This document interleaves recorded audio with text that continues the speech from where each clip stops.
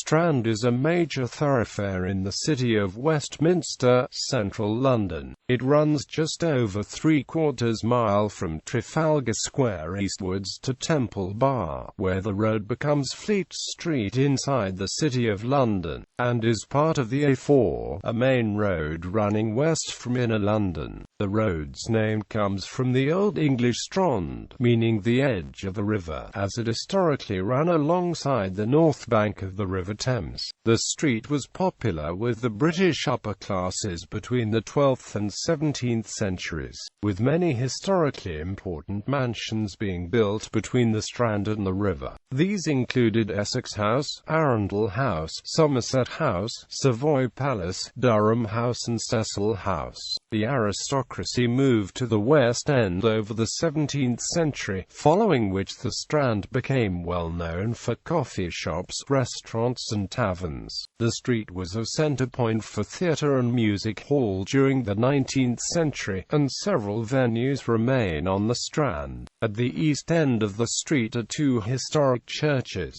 St Mary le Strand and St Clement Danes. Several authors, poets and philosophers have lived on and near the Strand, including Charles Dickens, Ralph Waldo Emerson and Virginia Woolf. The street has been commemorated in the song, "Let's All Go Down the Strand," now recognized as a typical piece of Cockney music hall. Geography. The street is the main link between the two cities of Westminster and London. It runs eastward from Trafalgar Square, parallel to the River Thames, to Temple Bar, which is the boundary between the two city districts, the road ahead being Fleet Street. Traffic travelling eastbound follows a short crescent around Aldwych, connected at both ends to the Strand. The road marks the southern boundary of the Covent Garden district and forms part of the North Bank Business Improvement District. The name was first recorded in 1002 as Strondway, then in 1185 as Strond and in 1220 as La Stranda. It is formed from the Old English word strond, meaning the edge of a river. Initially it referred to the shallow bank of the once much wider Thames before the construction of the Victoria Embankment. The name was later applied to the road itself. In the 13th century it was known as Densmastret or Street of the Danes, referring to the community of Danes in the area. Two London Underground stations were once named Strand, a Piccadilly line station that operated between 1907 and 1994, and a former Northern Line station which today forms part of Charing Cross Station. Strand Bridge was the name given to Waterloo Bridge during its construction. It was renamed for its official opening on the second anniversary of the Coalition victory in the Battle of Waterloo.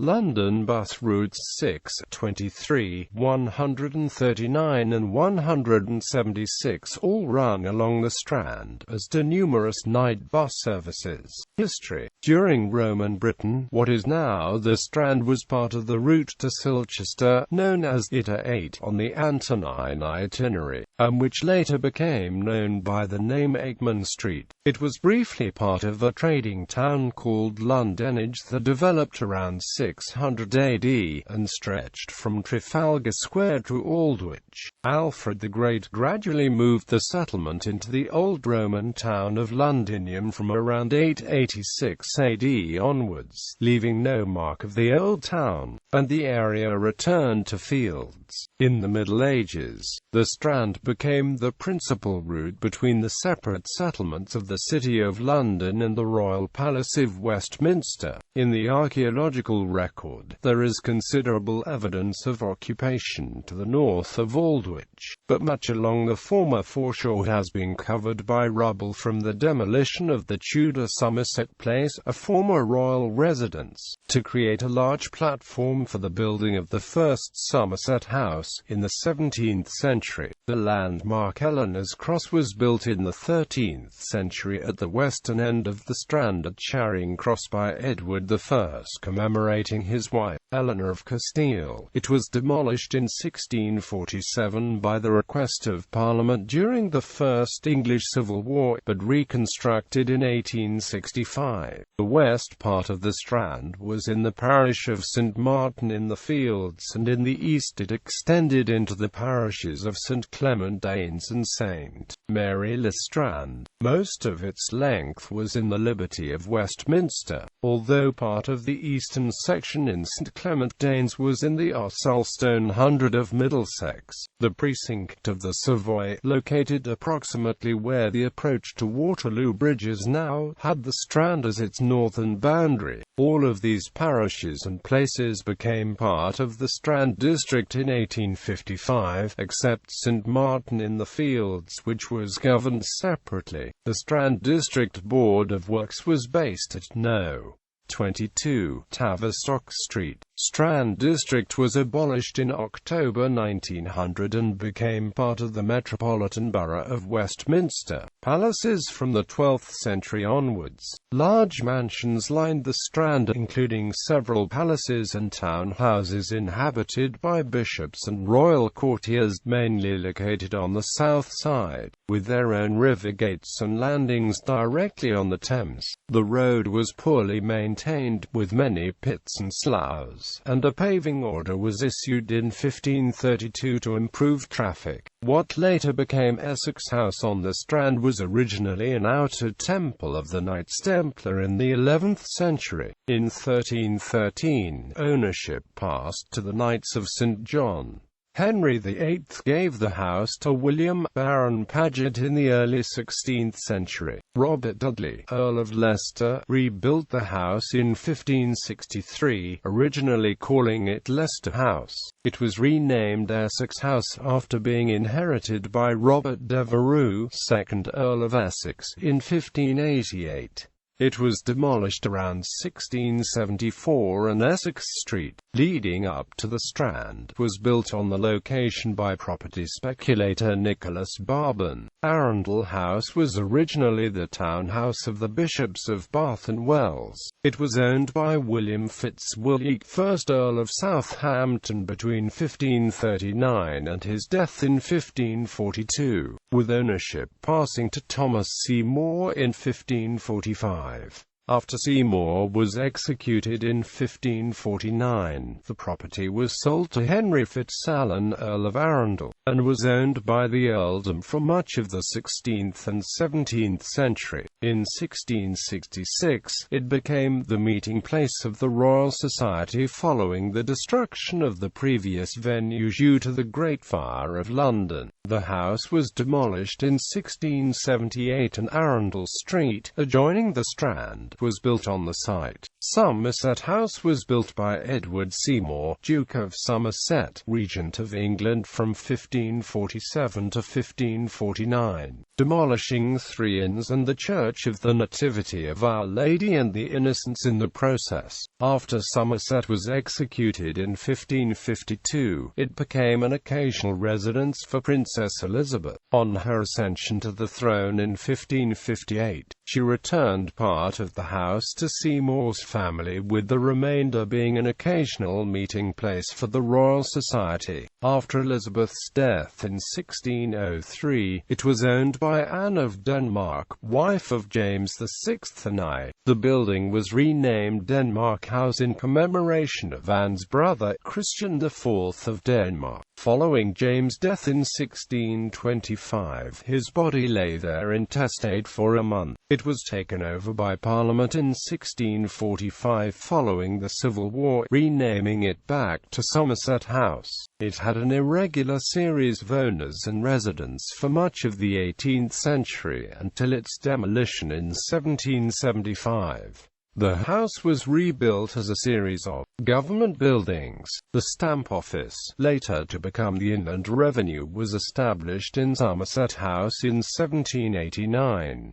In the late 20th century, a number of art galleries were set up on vacant parts, including the Courtauld Institute of Art and the King's College London School of Law. Savoy Palace was the London residence of John of Gaunt, King Richard II's uncle and the nation's power broker. In the 14th century, the Savoy was the most magnificent nobleman's mansion in England. During the Peasants' Revolt of 1381, rebels, led by Wildtyler, inflamed by opposition to the poll tax promoted by John of Gaunt, systematically demolished the Savoy and everything in it.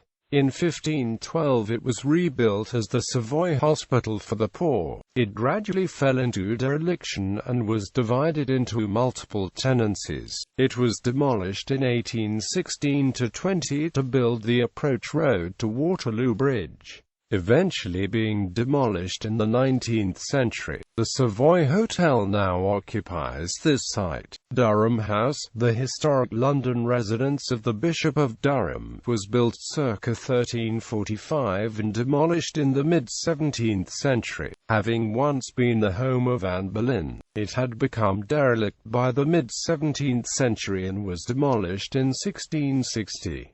Durham Street and the Adelphi buildings were built on its site. York House was built as the London residence for the Bishop of Norwich not later than 1237. At the time of the Reformation it was acquired by King Henry VIII and came to be known as York House when he granted it to the Archbishop of York in 1556. In the 1620s it was acquired by the royal favourite George Villiers, 1st Duke of Buckingham, and after an interlude during the Civil War it was returned to George Villiers, 2nd Duke of Buckingham, who sold it to developers in 1672. It was then demolished and new streets and buildings built on the site, including George Street, Villiers Street, Duke Street of Alley, and Buckingham Street. Cecil House, also called Exeter House, a Burghley house built in the 16th century by Lord Burghley as an expansion of an existing Tudor house. Exeter House was demolished in 1676 and Exeter Exchange built on the site. A menagerie was built on the upper floors in 1773, which was later run by Edward Cross, who housed lions, tigers, monkeys and hippopotami. In 1826, an elephant, Chani, nearly broke free from its cage and had to be destroyed. The skeleton was later put on display. The Exchange was demolished in 1829, with the menagerie moving to the Surrey Zoological Gardens and replaced by Exeter Hall, noted for its evangelical meetings. This was demolished in 1907, and the site is now occupied by the Strand Palace Hotel. Other significant palaces along the Strand include Worcester House, formerly the inn or residence of the Bishop of Carlisle; Salisbury House, used for royal lodgings in the 15th and 16th centuries; Hungerford House, which was demolished and replaced, in turn, by Hungerford Market and Charing Cross Station; and Northumberland House, a large Jacobean mansion, the historic London residence of the Dukes of Northumberland, built in 1605 and demolished in 1874. Northumberland Avenue now occupies the site, the official residence of the Secretary of State. Next door at No. 1 The Strand became the first numbered address in London. Apart from the rebuilt Somerset House, all of these buildings have been demolished and replaced from the 17th century onwards. A new exchange was built on part of the gardens of Durham House in 1608–9, facing the Strand. This high-class shopping centre enjoyed considerable popularity but was eventually destroyed in 1737. Modern era. During the 17th century, many of the head mansions on the Strand were demolished as the aristocracy moved to the West End. The Duck and Drake Tavern on Strand was famed as a venue for the conspirators involved in the Gunpowder Plot. In the time of the Civil War, the Nag's Head Tavern was the venue of a meeting between Henry Ireton and some of the Levellers, which resulted in the production of remonstrance of the army, demanding heralding the abolition of the monarchy and the trial of King Charles I.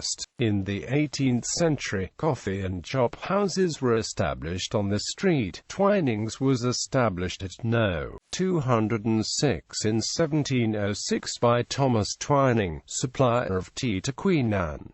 The company claims to be the oldest ratepayer in Westminster. The Grecian Coffee House ran from around 1702 to 1803, while Tom's ran from 1706 to around 1775. Though these premises were well known, the alleyways around the Strand were regular haunts for pickpockets and prostitutes during this time. The Rose Tavern, at the eastern end of the street, was frequented by lawyers during the 18th century. It was later demolished and became Thanet Place. The Crown and Anchor was the main meeting place for the Catholic Association and helped establish the Roman Catholic Relief Act 1829. It was later used for Catholic politicians such as Daniel O'Connell to address constituents. The original premises burned down in 1854, but was rebuilt. Simpson's in the Strand originally started at No. 100 in 1828 as a smoking and dining club.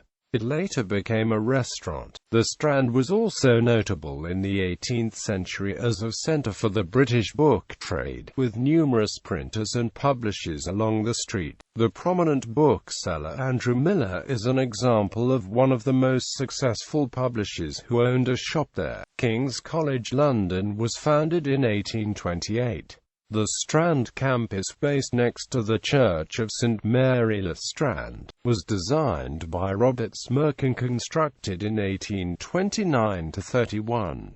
King's College Hospital opened as a branch of the college in 1840, and became a constituent part of the University of London in 1908.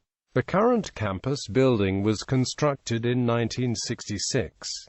In 2015, the college acquired Strand House, Douche House and other buildings in the Aldwych Quarter. The Royal Courts of Justice, at the eastern end of the Strand, was designed in the mid-1860s by G.E. Street as a replacement for the older courts at Westminster Hall. Though construction was so delayed that he died shortly before Queen Victoria opened the courts in 1882. The West Green extension to the courts opened in 1911, while the Queen's Building opened in 1968.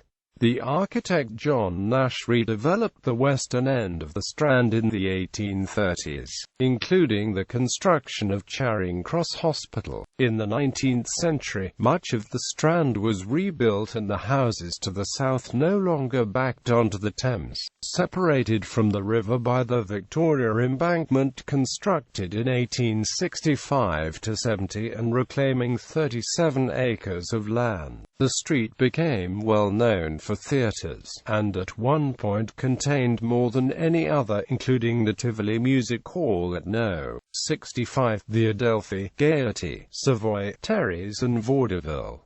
In the 21st century, only the Adelphi, Vaudeville and Savoy remain. The Piccadilly branch line from Holborn to Aldwych was built partly to serve theatre traffic. The Coal Hole Tavern was founded at No. 91 in the early 19th century, and frequented by coal heavers working on the Thames. The impresario Renton Nicholson held song and supper evenings at the inn, featuring tableaux vivants. The actor Edmund Kean established the Wolf Club at the venue, which is now commemorated by the Wolf Room. Charing Cross Railway Station was built on the Strand in 1864, providing a boat train service to Europe, which stimulated the growth of hotels in the area to cater for travellers. These included the Charing Cross Hotel, attached to the station itself. Today, there are several luggage outlets and tourist agents on the Strand, as well as old postage stamp dealers. The philatelist Stanley Gibbons opened a shop at No. 435 in 1891. It moved to No. 391 in 1893, and is now currently based at No. 399.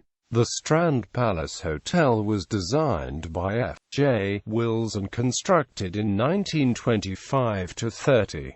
The entrance was rebuilt in 1968, with the original being moved to the Victoria and Albert Museum. The Strand underwent extensive redevelopment in the mid-20th century. The length of road from St Mary's eastwards up to St Clement's was widened in 1900, subsuming the former Holywell Street, which forked from the Strand and ran parallel with it to the north, leaving the two churches of St Mary le Strand and St Clement Danes as islands in the centre of the road. Gaiety Theatre was demolished, to be replaced by Citibank House, while Villiers House and New South Wales House were both built in 1957–59.